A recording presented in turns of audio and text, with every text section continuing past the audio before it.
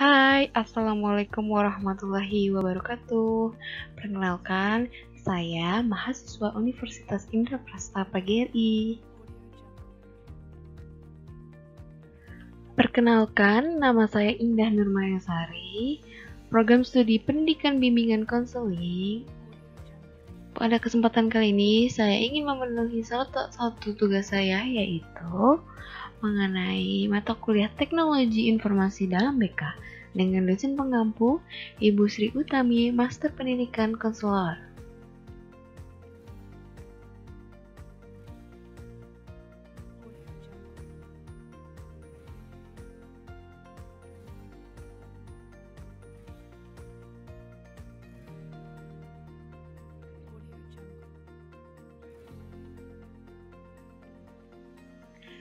Terkait dengan media sosial, tidak jauh pastinya kita harus mengenali, harus mengerti apa saja dampak positif dan dampak negatif dari penggunaan media sosial.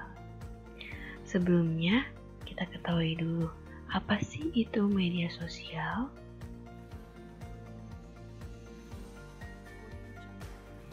Media sosial adalah yaitu suatu alat atau media online yang digunakan oleh penggunanya untuk mencari suatu informasi yang dibutuhkan. Selain itu, media sosial ini sendiri bisa digunakan sebagai alat komunikasi. Apalagi zaman sekarang, semua yang manusia butuhkan bisa diakses dalam media sosial dengan waktu yang sangat singkat. Media sosial sudah viral bagi semua kalangan, baik kalangan anak-anak, remaja, hingga orang dewasa sekalipun. Bahkan hampir semua yang pasti memiliki handphone dan pasti memiliki yang namanya media sosial. Media sosial dapat digunakan oleh siapapun dan kapanpun mereka butuhkan, yang mana bertujuan untuk mempermudah penggunaan untuk mendapatkan suatu informasi yang mereka butuhkan.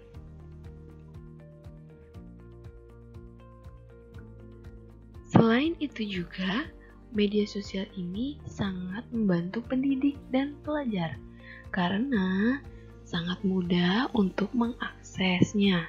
Selain itu, juga dapat mempermudah dalam hal pembelajaran. Contohnya, pemanfaatan media sosial bagi pendidik yaitu pendidik dapat mengirim file tugas atau memberikan kepada peserta didik secara menyeluruh dengan waktu yang sangat singkat, dan peserta didik pun juga dapat menerima file tersebut dengan mudah. Pelajar pun juga bisa memanfaatkan media sosial tersebut sebagai untuk berkomunikasi dengan orang lain dan juga menambah wawasan dan pengetahuan mengenai dunia pendidikan. Bagi kaum mereka, maka mereka harus menguasai teknologi supaya mereka tidak gaptek akannya perkembangan zaman. Adapun media massa yang sering digunakan oleh pelajar antara lain seperti Facebook, Twitter, Instagram, Pad, YouTube, Line, WhatsApp, BBM, Wikipedia, blog, dan lain sebagainya. Media sosial ini bisa berakibat positif bagi pelajar. Contohnya, dengan adanya media sosial ini dapat mempermudah siswa untuk menambah sebuah wawasan dan pengetahuan apabila digunakan sesuai dengan manfaat dari media sosial itu sendiri. Selanjutnya kita masuk kepada dampak positif dan dampak negatif dari penggunaan media sosial. Yang pertama, dampak positif dari penggunaan media sosial. Apa saja sih dampak positif dari penggunaan media sosial?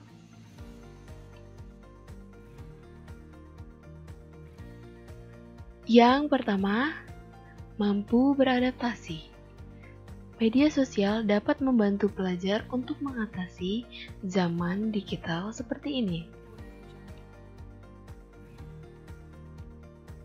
Yang kedua, mempunyai banyak teman.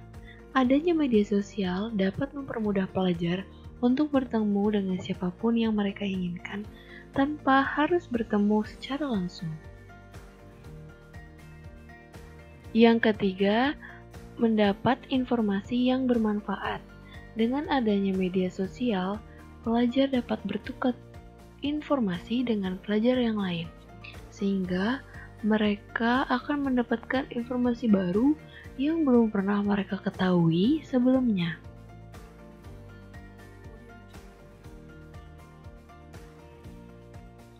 Yang keempat, mempermudah berbelanja seperti menjual barang-barang kebutuhan sehari-hari di media sosial maupun di online shop. Yang kelima, untuk menghimpun keluarga, saudara, kerabat yang tersebar. Yang keenam, sebagai sarana untuk mengembangkan keterampilan dan sosial.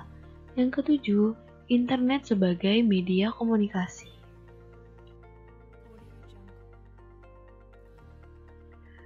Selanjutnya, dampak negatif dari penggunaan media sosial. Dampak negatif dari penggunaan media sosial yang termasuk dampak negatif dari penggunaan media sosial. Yang pertama, salah memanajemen waktu sehari-hari.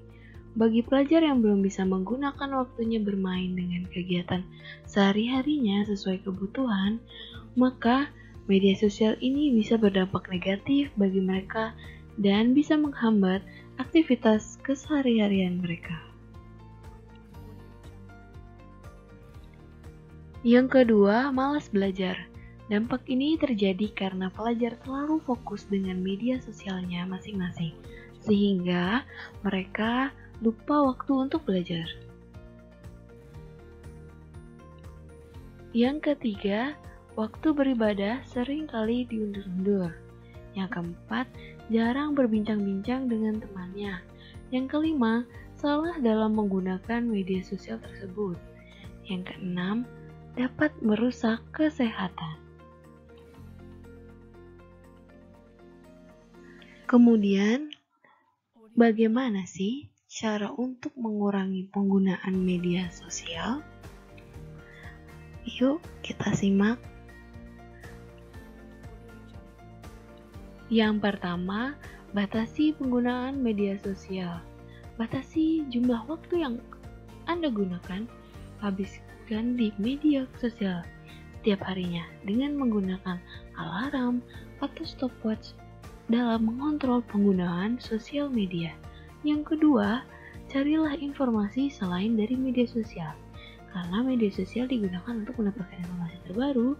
Jika Anda menggunakan media sosial untuk itu, maka carilah alternatif lain untuk mendapatkan informasi terbaru tersebut. Yang ketiga, mencari kegiatan yang lebih bermanfaat dengan mencari kegiatan yang bisa mengurangi intensitas Anda untuk mengunjungi media sosial, seperti mencuci, masak, membaca buku, atau berkumpul dengan keluarga. Oke, terima kasih kepada teman-teman atau kerabat-kerabat di luar sana yang sudah menyimak video ini mengenai dampak positif dan dampak negatif dari penggunaan media sosial. Semoga bermanfaat bagi kita semua. Apabila masih banyak kekurangan, mohon dimaafkan. Selebihnya, ambil positifnya dan buang negatifnya. Terima kasih. Wassalamualaikum warahmatullahi wabarakatuh. Thank you. Bye.